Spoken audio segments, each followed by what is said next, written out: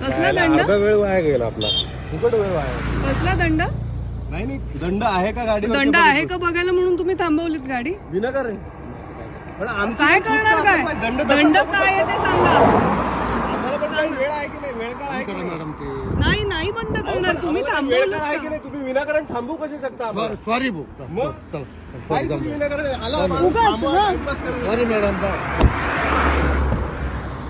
नाव काय तुमचं? नाव काय? राठोड काय नीट सांग. राठोड राठोड. आता आम्ही पुणा नाशिक हायवेवरती आहोत आणि या हायवेवरती असताना पोलिसांनी अचानक रस्त्यात आम्हाला थांबवलं. आणि का थांबवलंय हे विचारल्यावर ते म्हणाले की दंड आहे की नाही बघतोय.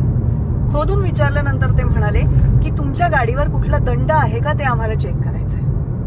मला फक्त एक सांगा की ह्या देशाचा नागरिक म्हणून कुठलंही प्रोबेबल कॉज नसताना आम्हाला असं का थांबवलं गेलं? मला एक गोष्ट सांगा की आपण गाडी विकत घेतो, त्या गाडीच्या 50% टॅक्स आपण भरतो, बरोबर आहे? त्याच्यानंतर आपण रोड टॅक्सही भरतो. रोड टॅक्स का भरतो? तर आपल्याला रस्ते चांगले देणार आहेत हे म्हणून. त्याच्यानंतर हे रस्ते चांगले नसतातच, मग ते म्हणतात की आम्ही वेगळे रस्ते बांधतो आणि त्या रस्त्यावरनं तुम्ही जाल तर तुमचा वेळ वाचेल, तर त्यासाठी तुम्ही टोल भरा. मग आपण ते टोल भरतो, तो वेळ वाचण्यासाठी. आपण पुढे येतो तर हे पोलीस आपल्याला रस्त्यात थांबवतात आणि आपला वेळ खातात. आता मला सांगा की उद्या आपल्या ह्या वेळेवरती आणि आपल्या जगण्यावरती ही टॅक्स लागणार आहे का?